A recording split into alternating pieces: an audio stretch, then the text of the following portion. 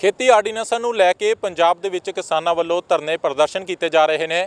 ਬਹੁਤ ਸਾਰੀਆਂ ਸਿਆਸੀ ਪਾਰਟੀਆਂ ਵੀ ਕਿਸਾਨਾਂ ਦੇ ਹੱਕ ਦੀ ਗੱਲ ਕਰ ਰਹੀਆਂ ਨੇ, ਪਰ ਬਾਵਜੂਦ ਇਸ ਦੇ ਇਹ ਬਿੱਲ ਪਾਰਲੀਮੈਂਟ ਦੇ ਵਿੱਚ ਐਨਡੀਏ ਸਰਕਾਰ ਵੱਲੋਂ ਪਾਸ ਕਰ ਦਿੱਤੇ ਗਏ ਨੇ। ਬਹੁਤ ਸਾਰੇ ਲੋਕਾਂ ਦੇ ਮਨਾਂ ਦੇ ਵਿੱਚ ਸਵਾਲ ਵੀ ਹੈ ਕਿ ਜੇਕਰ ਇਹ ਬਿੱਲ ਕਿਸਾਨਾਂ ਦੇ ਹੱਕ ਦੀ ਗੱਲ ਕਰਦੇ ਨੇ ਤਾਂ ਕਿਸਾਨਾਂ ਵੱਲੋਂ ਇਸ ਦਾ ਵਿਰੋਧ ਕਿਉਂ ਕੀਤਾ ਜਾ ਰਿਹਾ ਹੈ। ਅੱਜ ਤੁਹਾਨੂੰ ਇਸ ਸਪੈਸ਼ਲ ਰਿਪੋਰਟ ਦੇ ਵਿੱਚ ਸਮਝਾਉਂਦੇ ਹਾਂ ਕਿ ਕਿਸਾਨਾਂ ਵੱਲੋਂ ਇਹਦਾ ਵਿਰੋਧ ਕਿਉਂ ਕੀਤਾ ਜਾ ਰਿਹਾ ਹੈ ਅਤੇ ਇਹਨਾਂ ਬਿੱਲਾਂ ਦਾ ਕਿਸਾਨਾਂ ਲਈ ਕੀ ਨੁਕਸਾਨ ਹੋਵੇਗਾ।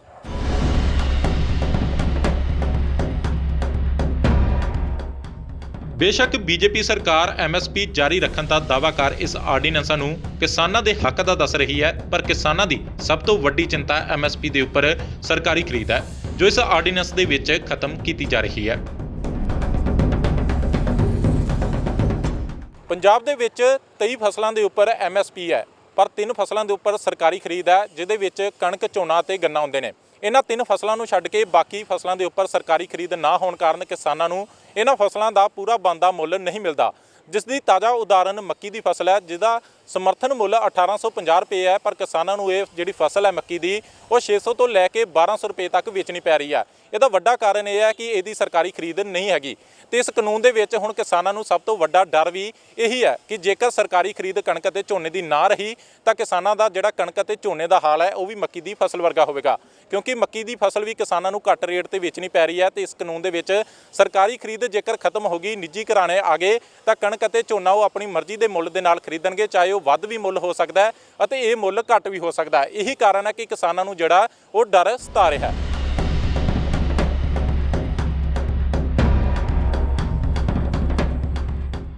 ਇਹ ਕਿਸਾਨ ਪਿਛਲੇ ਕਈ ਸਾਲਾਂ ਤੋਂ ਮੱਕੀ ਦੀ ਫਸਲ ਬੀਜ ਰਿਹਾ ਹੈ। ਜੇ ਸਾਲ ਪੰਜਾਬ 'ਚ ਮੱਕੀ ਦੀ ਪੈਦਾਵਾਰ ਘੱਟ ਹੁੰਦੀ ਹੈ, ਉਹ ਸਾਲ ਇਸ ਕਿਸਾਨ ਨੂੰ ਚੌਖੀ ਕਮਾਈ ਹੋ ਜਾਂਦੀ ਹੈ। ਪਰ ਇਸ ਸਾਲ ਮੱਕੀ ਦੀ ਪੈਦਾਵਾਰ ਜ਼ਿਆਦਾ ਹੋਣ ਅਤੇ ਸਰਕਾਰੀ ਖਰੀਦ ਨਾ ਹੋਣ ਕਾਰਨ ਇਸ ਕਿਸਾਨ ਨੂੰ ਆਪਣੀ ਫਸਲ MSP ਤੋਂ ਕਰੀਬ 600 ਰੁਪਏ ਘੱਟ ਵੇਚਣੀ ਪੈ ਰਹੀ ਹੈ। ਮੇਰੇ ਨਾਲ ਇੱਕ ਕਿਸਾਨ ਬੈਠਾ ਜੋ ਮੱਕੀ ਦੀ ਫਸਲ ਲੈ ਕੇ ਮੰਡੀ ਦੇ ਵਿੱਚ ਪਹੁੰਚਿਆ ਹੋਇਆ। ਇਸ ਕਿਸਾਨ ਦੇ ਨਾਲ ਗੱਲਬਾਤ ਕਰਦੇ ਹਾਂ ਕਿ ਇਸ ਨੂੰ ਕਿਸ ਭਾਅ ਤੇ ਜਿਹੜੀ ਮੱਕੀ ਉਹ ਵੇਚਣੀ ਪਈ, ਕਦੋਂ ਦਾ ਇਹ ਲੈ ਕੇ ਆਇਆ ਅਤੇ ਕਿਹੜੀਆਂ ਦਿੱਕਤਾਂ ਦਾ ਇਹਨਾਂ ਨੂੰ ਸਾਹਮਣਾ ਕਰਨਾ ਪੈ ਰਿਹਾ ਹੈ। ਬਾਈ ਜੀ ਕੀ ਨਾਮ ਹੈ ਜੀ ਆਪਣਾ? ਵਿੱਕੀ। ਤੁਸੀਂ ਮੱਕੀ ਦੀ ਫਸਲ ਕਿੱਦਾਂ ਦੀ ਲੈ ਕੇ ਆਏ ਹੋ ਇੱਥੇ? ਅੱਜ ਸਵੇਰੇ ਲੈ ਕੇ ਆਇਆ। ਕਿੰਨਾ ਰੇਟ ਤੁਹਾਨੂੰ ਮਿਲਿਆ ਮੱਕੀ ਦਾ ਅੱਜ? 1230 ਰੁਪਏ। ਜਿਹੜਾ ਸਰਕਾਰੀ ਰੇਟ ਹੈ, ਸਰਕਾਰੀ ਖਰੀਦ ਤਾਂ ਸ਼ਾਇਦ ਇਹਦੇ ਤੇ ਹੈ ਨਹੀਂ, ਜਿਹੜੀ MSP ਉਹ ਕਿੰਨੀ ਹੈ? 1850 ਰੁਪਏ। ਤੁਹਾਨੂੰ ਇਹ ਰੇਟ ਘੱਟ ਕਿਉਂ ਮਿਲਿਆ? ਰੇਟ ਇੱਥੇ ਸਰਕਾਰੀ ਖਰੀਦ ਹੈਗੀ ਨਹੀਂ ਪੰਜਾਬ, ਇਸ ਕਰਕੇ ਮੱਕੀ ਦਾ ਰੇਟ ਕਦੇ ਵੱਧ ਹੁੰਦਾ ਕਦੇ ਘੱਟ ਹੁੰਦਾ। ਆਮ ਤੌਰ ਤੇ ਕਿਹਾ ਜਾ ਰਿਹਾ ਕਿ 700-800 ਨੂੰ ਵੀ ਵਿਕਦੀ ਪਈ ਹੈ ਮੱਕੀ। ਗਿੱਲੀ ਮੱਕੀ ਵਿਕਦੀ ਪਈ 700-800। ਇਹ ਨਮੀ ਦੇ ਕਾਰਨ ਰੇਟ ਘੱਟ ਮਿਲਦਾ ਪਿਆ ਕਿ ਜਾਂ ਵੈਸੇ ਇਹਦੀ ਖਰੀਦ ਇੰਨੀ ਹੋ ਨਹੀਂ ਰਹੀ ਤਾਂ ਕਰਕੇ ਸਰਕਾਰੀ ਖਰੀਦ ਨਾ ਹੋਣ ਕਰਕੇ ਤੁਹਾਨੂੰ ਇਹ ਰੇਟ ਘੱਟ ਮਿਲਦਾ ਪਿਆ?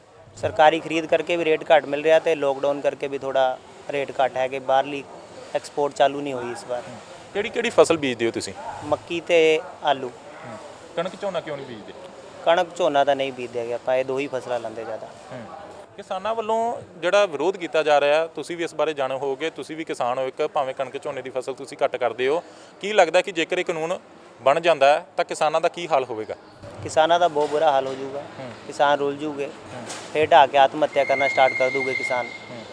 ਕੀ ਲੱਗਦਾ ਕਿ ਇਹ ਮੱਕੀ ਵਾਲਾ ਹਾਲ ਹੋਏਗਾ ਕਣਕ ਝੋਨੇ ਦਾ ਵੀ? ਤੇ ਰੇਟ ਹੈ, ਬਿੱਲ ਪਾਸ ਹੋ ਗਿਆ ਫਿਰ ਤਾਂ ਇਹੀ ਹਾਲ ਹੋ ਜਾਣਾ। ਫਿਰ ਆਪਣੀ ਕਿੰਨਾ ਕੁ ਨੁਕਸਾਨ ਕਿੰਨਾ ਕੁ ਆ ਤੁਹਾਨੂੰ, ਕਿਉਂਕਿ 1850 MSP ਆ, ਤੁਹਾਨੂੰ ਵੇਚਣੀ 1200 ਦੇ ਕਰੀਬ ਪੈ ਰਹੀ ਹੈ, 600 ਰੁਪਿਆ ਘਾਟਾ ਸਿੱਧਾ ਕਿੰਨਾ ਕੁ ਨੁਕਸਾਨ ਮੰਨਦੇ ਹੋ? ਨੁਕਸਾਨ ਹੀ ਹੈਗਾ, ਪੈਸੇ ਪੂਰੇ ਹੁੰਦੇ ਹੈਗੇ ਬਸ, ਜਿੰਨੇ ਲੱਗਦੇ ਪੈਸੇ ਪੂਰੇ, ਮਿਹਨਤ ਤਾਂ ਪੱਲੇ ਪੈਂਦੀ ਨਹੀਂ ਕਦੇ। ਫਿਰ ਜਦੋਂ ਪਤਾ ਵੀ ਇਹਦਾ ਰੇਟ ਸਰਕਾਰੀ ਨਹੀਂ ਖਰੀਦ ਹੈਗੀ, ਫਿਰ ਤੁਸੀਂ ਮੱਕੀ ਦੀ ਫਸਲ ਇੰਨੀ ਕਿਉਂ ਬੀਜਦੇ ਹੋ?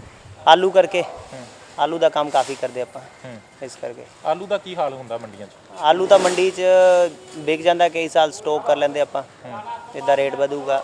ਇਸ ਸਾਲ ਤਾਂ ਵਧੀਆ ਰਹਿ ਗਈ ਆਲੂ ਦੀ ਫਸਲ। ਪਿਛਲੇ ਸਾਲ ਮੱਕੀ ਦਾ ਰੇਟ ਕੀ ਸੀ? ਪਿਛਲੇ ਸਾਲ ਮੱਕੀ ਦਾ ਰੇਟ 2500 ਰੁਪਏ। ਸਰਕਾਰ MSP ਉਦੋਂ ਵੀ 1850 ਸੀ? ਸੇਮ ਹੀ ਸੀਗਾ, ਯਾਨੀ ਕਿ MSP ਤੋਂ ਉੱਪਰ ਵੱਧ ਕੇ ਤੁਹਾਡੀ ਮੱਕੀ ਖਰੀਦੀ ਗਈ ਪਿਛਲੇ ਸਾਲ। ਹੁਣ ਫਿਰ ਇਸ ਵਾਰ ਮਾਰ ਵੀ ਕਾਫੀ ਪਈ ਹੈ? ਇਸ ਵਾਰ ਤਾਂ ਕਾਫੀ ਮਾਰ ਪਈ ਹੈਗੀ। ਤੁਸੀਂ ਕੀ ਸਮਝਦੇ ਹੋ ਵੀ ਜੇਕਰ ਇਹ ਕਾਨੂੰਨ ਬਣ ਜਾਂਦਾ ਹੈ ਤਾਂ ਕਿਸਾਨਾਂ ਦੇ ਨਾਲ ਸੇਮ ਇਹੀ ਹਾਲ ਹੋਵੇਗਾ? ਕਈ ਵਾਰ ਵੱਧ ਵੀ ਰੇਟ ਮਿਲ ਸਕਦਾ ਤੇ ਕਦੇ ਘੱਟ ਵੀ ਰੇਟ ਮਿਲ ਸਕਦਾ। ਇਹੀ ਹਾਲ ਹੋਊਗਾ, ਕਦੇ ਵੱਧ ਰੇਟ ਮਿਲ ਜੂਗਾ, ਕਦੇ ਘੱਟ ਮਿਲ ਜੂਗਾ। ਆਪਣੀ ਮਰਜ਼ੀ ਨਾਲ ਰੇਟ ਲੱਗੂਗੇ, ਪ੍ਰਾਈਵੇਟ ਕੰਪਨੀ ਆਪਣੀ ਮਰਜ਼ੀ ਨਾਲ ਰੇਟ ਲਾਊਗੀ। ਇੱਕ ਹੋਰ ਕਿਸਾਨ ਰਗਬੀਰ ਸਿੰਘ ਨੂੰ ਮਿਲੋ, ਜੋ ਪਹਿਲਾਂ ਮੱਕੀ ਦੀ ਫਸਲ ਬੀਜਦਾ ਸੀ, ਪਰ ਸਰਕਾਰੀ ਖਰੀਦ ਨਾ ਹੋਣ ਕਾਰਨ ਇਸ ਕਿਸਾਨ ਨੇ ਮੱਕੀ ਦੀ ਫਸਲ ਬੀਜਣੀ ਬੰਦ ਕਰ ਦਿੱਤੀ। ਪਰ ਜਿਸ ਡਰ ਤੋਂ ਇਸ ਕਿਸਾਨ ਨੇ ਮੱਕੀ ਦੀ ਫਸਲ ਬੀਜਣੀ ਬੰਦ ਕੀਤੀ, ਉਹੀ ਚਿੰਤਾ ਨਵੇਂ ਆਰਡੀਨੈਂਸ ਕਾਰਨ ਇਸ ਕਿਸਾਨ ਨੂੰ ਮੁੜ ਹੋਣ ਲੱਗੀ ਹੈ।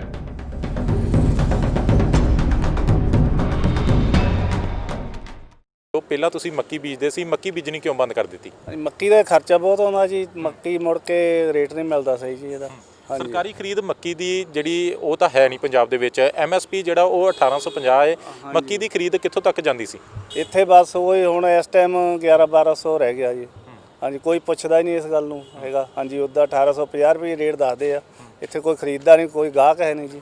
ਜਿਹੜੇ ਡਰ ਕਾਰਨ ਤੁਸੀਂ ਮੱਕੀ ਬੀਜਣੀ ਛੱਡੀ, ਝੋਨਾ ਲਾਉਣਾ ਸ਼ੁਰੂ ਕਰ ਦਿੱਤਾ ਦੁਬਾਰਾ, ਹੁਣ ਜੇਕਰ ਇਹ ਕਾਨੂੰਨ ਪਾਸ ਹੋ ਜਾਂਦਾ ਤੇ ਲੱਗਦਾ ਕਿ ਮੱਕੀ ਵਾਲਾ ਹਾਲ ਝੋਨੇ ਕਣਕ ਤੇ ਵੀ ਹੋ ਜਾਏਗਾ? ਦੇਖੋ ਜੀ, ਇਹ ਵੀ ਇਹੀ ਹੋਣਾ ਆ, ਜਿੱਦਾਂ ਮੱਕੀ ਦਾ ਹੋਇਆ ਇਦਾਂ ਹੀ ਝੋਨੇ ਦਾ ਹੋਣਾ, ਇਦਾਂ ਹੀ ਕਣਕ ਦਾ ਕਾਂ ਹੋਏਗਾ। ਹਾਂਜੀ, 2 ਸਾਲ ਹੋ ਗਏ ਇਦਾਂ ਹੀ ਬਸ ਰੋਲਣ ਡਈਆਂ ਫਸਲਾਂ, ਕੋਈ ਨਹੀਂ ਦਾਣਾ ਹੋ ਰਿਹਾ। ਜਿੱਦਾਂ ਹੁਣ ਪਹਿਲਾਂ ਹੀ ਸੇਲਰਾਂ ਵਾਲੇ ਦੱਸਣ ਲੱਗ ਪਿਆ ਜੀ 1600 ਨੂੰ ਵਿਕਣਾ ਝੋਨਾ, ਕੋਈ ਕਿੰਨੇ ਨੂੰ ਕਹਿੰਦਾ, ਹਾਲੇ ਇਦਾਂ ਹੀ ਵਾਹਾਂ ਹੀ ਉੱਡਦੀਆਂ ਆ। ਇਹਨਾਂ ਆਰਡੀਨੈਂਸਾਂ ਦਾ ਇੱਕ ਹੋਰ ਨੁਕਸਾਨ ਕਿਸਾਨਾਂ ਨੂੰ ਆੜ੍ਹਤੀਆਂ ਤੋਂ ਵੀ ਹੋਣ ਵਾਲਾ। ਬਹੁਤ ਸਾਰੇ ਕਿਸਾਨ ਫਸਲ ਵੇਚਣ ਤੋਂ ਪਹਿਲਾਂ ਹੀ ਆੜ੍ਹਤੀਆਂ ਤੋਂ ਪੈਸੇ ਲੈ ਕੇ ਆਪਣਾ ਗੁਜ਼ਾਰਾ ਕਰਦੇ ਸੀ, ਪਰ ਹੁਣ ਜੇਕਰ ਆੜ੍ਹਤੀ ਹੀ ਨਾ ਰਹੇ ਤਾਂ ਕਿਸਾਨਾਂ ਦੀ ਇਹ ਉਮੀਦ ਵੀ ਖਤਮ ਹੋ ਜਾਵੇਗੀ। ਦੇਖੋ, ਆੜ੍ਹਤੀਆਂ ਤੋਂ ਬਿਨਾਂ ਆਪਣਾ ਨਹੀਂ ਕੰਮ ਚੱਲ ਸਕਦਾ, ਛੋਟੇ ਜ਼ਿਮੀਂਦਾਰ ਦਾ ਖਾਸ ਕਰਕੇ। ਵੱਡਿਆਂ ਕੋਲੋਂ ਤਾਂ ਇੰਤਜ਼ਾਮ ਹੋ ਸਕਦੇ ਆ, ਛੋਟੇ ਜ਼ਿਮੀਂਦਾਰ ਕੋਲ ਨਾ ਇੰਨੀ ਲੇਬਰ ਹੁੰਦੀ ਆ, ਨਾ ਕੋਈ ਜਗ੍ਹਾ ਹੁੰਦੀ ਜਿੱਥੇ ਕੋਈ ਰੱਖ ਸਕੇ ਆਪਣਾ। ਅਤੇ ਬਾਕੀ ਹੈਗਾ ਇੱਦਾਂ ਵੀ ਜਿੱਦਾਂ ਹੁਣ ਫਸਲ ਆ ਪੱਕ ਜਾਂਦੀ ਆ, ਹੁਣ ਜ਼ਿਮੀਂਦਾਰ ਨੇ ਤਾਂ ਆੜ੍ਹਤੀ ਕੋਲ ਲੈ ਕੇ ਆਉਣੀ ਆ। ਹੁਣ ਥੋੜ੍ਹੀ ਫਸਲ ਆ ਉਹ ਸੇਲਰ 'ਚ ਤਾਂ ਜਾਣੀ ਨਹੀਂ ਹੈ ਨਹੀਂ। ਹੁਣ ਇੱਥੇ ਥੋੜ੍ਹੀ ਵੀ ਹੋਵੇ 10 ਬੋਰੀਆਂ ਵੀ, ਹੁਣ 20 ਬੋਰੀਆਂ ਹੁਣ ਬੰਦਾ ਆੜ੍ਹਤੀ ਕੋਲ ਲੈ ਆਉਂਦਾ। ਹੁਣ ਸੇਲਰ ਵਾਲਾ ਤਾਂ ਜ਼ਿਆਦਾ ਹੀ ਖਰੀਦੂਗਾ, ਥੋੜ੍ਹਾ ਤਾਂ ਖਰੀਦ ਨਹੀਂ ਸਕਦੇ। ਹਾਂਜੀ, ਆੜ੍ਹਤੀ ਦੇ ਕੋਲੋਂ ਆੜ੍ਹਤੀ ਦੇ ਤੇ ਕਿਸਾਨ ਦਾ ਇੱਕ 9 ਮਾਸ ਦਾ ਰਿਸ਼ਤਾ ਵੀ ਦੱਸਿਆ ਜਾਂਦਾ ਹੈ। ਉਹਦੀ ਥੋੜ੍ਹੀ ਲੋੜ ਵੀ ਕਿਸਾਨ ਆੜ੍ਹਤੀ ਤੋਂ ਪੂਰੀ ਕਰਦਾ। ਜੇਕਰ ਆੜ੍ਹਤੀ ਹੁਣ ਨਿਕਲ ਗਏ ਵਿੱਚੋਂ ਤਾਂ ਕਿਸਾਨਾਂ ਦਾ ਕਿੰਨਾ ਕੁ ਨੁਕਸਾਨ ਮੰਨਦੇ ਹੋ? ਕਿਸਾਨਾਂ ਦਾ ਇਹਦੇ ਵਿੱਚ ਬਹੁਤ ਨੁਕਸਾਨ ਆ ਜੀ। ਕਿਸਾਨਾਂ ਦਾ ਹੁਣ ਜਿੱਦਾਂ ਕੋਈ ਬਿਮਾਰ ਠਮਾਰੀ ਹੋ ਜਾਂਦਾ, ਕੋਈ ਉੱਦਾਂ ਕਿਤੇ ਲੋੜ ਪੈ ਜਾਂਦੀ ਆ ਕੇ ਆੜ੍ਹਤੀਆਂ ਤੋਂ ਫੜ ਲੈਂਦਾ। ਅਤੇ ਜੇ ਹੁਣ ਆੜ੍ਹਤੀਆਂ ਵਿੱਚੋਂ ਕੱਢਤੇ ਤਾਂ ਕਿੱਥੇ ਜਾਊਗਾ ਜ਼ਿਮੀਂਦਾਰ? ਕਿਸੇ ਕੋਲ ਸਾਰੇ ਪੈਸੇ ਤਾਂ ਹੁੰਦੇ ਨਹੀਂ ਹਰ ਵੇਲੇ ਜੇਬ 'ਚ। ਗਰੀਬ ਕਿਸਾਨ ਕੋਲ ਤਾਂ ਖਾਸ ਕਰ ਨਹੀਂ ਹੁੰਦੇ ਹੈਗੇ ਨਾ। ਉਹੀ ਤਾਂ ਫਿਰ ਆੜ੍ਹਤੀਆਂ ਕੋਲ ਟਾਈਮ ਸਾਰਨਾ ਹੁੰਦਾ ਆ। ਇੱਦਾਂ ਚਲੋ ਫਸਲ ਆਉਂਦੀ ਮੁੜ ਕੇ ਕਟਾ ਦੇਣੇ ਆ, ਗਾਹ ਲੋੜ ਵੀ ਫੇਰ ਲੈ ਲੈਂਦੇ ਆ। ਇਹ ਆਈ ਚਲਾਈ ਇੱਦਾਂ ਹੀ ਚੱਲਦੀ ਹੈ ਜੀ। ਜੇ ਆੜ੍ਹਤੀਆਂ ਕੱਢਤੇ ਫਿਰ ਜ਼ਿਮੀਂਦਾਰ ਕਿੱਥੇ ਜਾਊਗਾ? ਫਿਰ ਤਾਂ ਔਖਾ ਹੋ ਜੂ ਜ਼ਿਮੀਂਦਾਰ ਲਈ ਬਹੁਤ। ਇਸ ਕਾਨੂੰਨ ਦੇ ਨਾਲ ਜਿੱਥੇ ਕਿਸਾਨਾਂ ਨੂੰ ਨੁਕਸਾਨ ਹੋਵੇਗਾ, ਉੱਥੇ ਆੜ੍ਹਤੀਆਂ ਨੂੰ ਵੀ ਵੱਡੇ ਪੱਧਰ ਤੇ ਚਿੰਤਾ ਸਤਾ ਰਹੀ ਹੈ, ਕਿਉਂਕਿ ਬਹੁਤ ਸਾਰੇ ਕਿਸਾਨ ਸੀ ਜਿਨ੍ਹਾਂ ਨੇ ਆੜ੍ਹਤੀਆਂ ਦੇ ਕੋਲੋਂ ਵੱਡੀ ਰਕਮ ਲਈ ਹੋਈ ਸੀ ਤਾਂ ਕਿ ਉਹ ਫਸਲ ਸੁੱਟ ਕੇ ਆੜ੍ਹਤੀਆਂ ਦੇ ਕੋਲੋਂ ਇਹ ਰਕਮ ਹੌਲੀ-ਹੌਲੀ ਅਦਾ ਕਰ ਦੇਣਗੇ। ਪਰ ਇਸ ਕਾਨੂੰਨ ਦੇ ਨਾਲ ਆੜ੍ਹਤ ਇਸ ਦੇ ਵਿੱਚੋਂ ਖਤਮ ਹੋ ਜਾਵੇਗੀ ਅਤੇ ਕਿਸਾਨ ਸਿੱਧੀ ਜਿਹੜੀ ਫਸਲ ਹੈ ਉਹ ਕਾਰਪੋਰੇਟ ਘਰਾਣਿਆਂ ਨੂੰ ਵੇਚਣਗੇ, ਜਿਸ ਦੇ ਨਾਲ ਆੜ੍ਹਤੀਆਂ ਨੂੰ ਹੁਣ ਚਿੰਤਾ ਸਤਾ ਰਹੀ ਹੈ ਕਿ ਜਿਹੜੀ ਰਕਮ ਉਹਨਾਂ ਨੇ ਕਿਸਾਨਾਂ ਨੂੰ ਦਿੱਤੀ ਹੈ ਉਹ ਸ਼ਾਇਦ ਮੁੜੇ ਜਾਂ ਨਾ ਮੁੜੇ।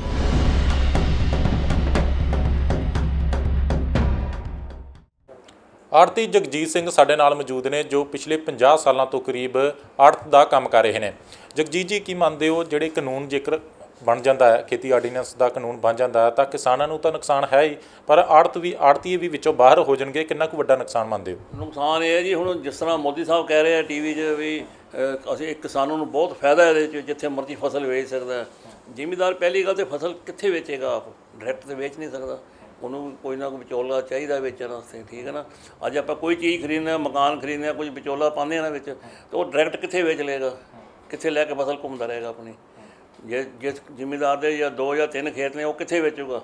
ਜਿਹਦੇ ਚਲੋ 150 ਖੇਤ ਹੈ ਉਹ ਤਕੜਾ ਜ਼ਿਮੀਂਦਾਰ ਵੇਚ ਲਓ, ਜਿਹਦੇ 2 ਖੇਤ ਹੈ ਉਹ ਕਿੱਥੇ ਲੈ ਕੇ ਟਰਾਲੀ ਘੁੰਮਦਾ ਰਹੂਗਾ? ਅਗਰ ਉਹ ਵੇਚਦਾ ਬਾਹਰ ਕਿਸੇ ਸ਼ੈਲਰ ਤੇ ਉਹਨਾਂ ਕਹਿਣਾ ਜੀ ਆਪਣੇ ਸੁਕਾ ਕੇ ਲਿਆਓ, ਰੇਟ ਨਹੀਂ ਲਾਉਣਾ ਪੂਰਾ ਉਹਨਾਂ ਨੇ। MSP ਨੂੰ ਕੌਣ ਪੁੱਛਦਾ? ਮੱਕੀ ਦੀ MSP ਨੂੰ 1850 ਰੁਪਏ ਹੈਗੀ ਹੈ, ਅਤੇ ਮੱਕੀ ਦੇ ਤੁਸੀਂ 1200 ਰੁਪਏ ਲੈ ਲਓ, ਜਿੰਨੀ ਮਰਜ਼ੀ MSP ਨੂੰ ਪੁੱਛਦਾ ਹੀ ਕੋਈ ਨਹੀਂ ਪਿਆ ਮੱਕੀ ਦੇ। ਉਹੀ ਮੱਕੀ ਵਾਲਾ ਹਾਲ ਹੋਣਾ ਇੱਥੇ, ਮੱਕੀ ਤੋਂ ਵੀ ਭੈੜਾ ਹਾਲ ਹੋਣਾ। ਜਾਣੀ ਕਿ ਕਣਕ ਤੇ ਝੋਨੇ ਤੋਂ ਜਿਹੜੀ ਸਰਕਾਰੀ ਖਰੀਦ ਆ ਉਹ ਖਤਮ ਹੋ ਜਾਏਗੀ, ਤੇ ਜਿਵੇਂ ਮੱਕੀ ਇੱਥੇ ਵਿੱਚ ਵਿਕ ਰਹੀ ਹੈ ਉਸੇ ਤਰੀਕੇ ਨਾਲ ਹੁਣ ਕਣਕ ਤੇ ਝੋਨਾ ਵਿਕੇਗਾ। MSP ਤੇ ਮੱਕੀ ਦੀ ਵੀ ਗੌਰਮੈਂਟ ਨੇ ਕੱਢੀ ਹੈ, ਪਰ ਗੌਰਮੈਂਟ ਨਹੀਂ ਖਰੀਦਦੀ।